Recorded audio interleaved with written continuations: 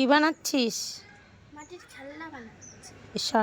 ভর দুপুরবেলা না ঘুমিয়ে এত বড় মেয়ে বসে বসে খেলনা বানাচ্ছে বোনের জন্য। আর বোনের মেয়ের জন্য কাদা লেগে যাবে বলে আবার গামছা দিয়ে নিয়েছে প্যান্টে। তাহলে কি বলতে হয়, মেয়েকে কি বানিয়েছি দেখি।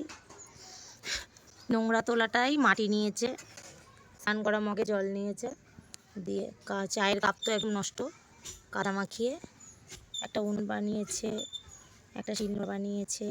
এগুলো কি হাঁড়ি, আর এগুলো গোল গোল বাটি গামলা থালা। থালাটা এইটাই তো না, এই কোনাটা শোনা বসে বসে বানাচ্ছে। ভালোই হয়েছে, কারণ ছোট মানুষ টুকটুক টুকটুক করে বানাচ্ছে, সেটাই আপনাদের সঙ্গে শেয়ার করলাম।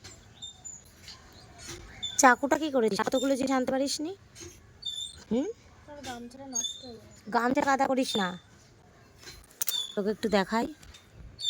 বদমাইশ মেয়েটা একটা।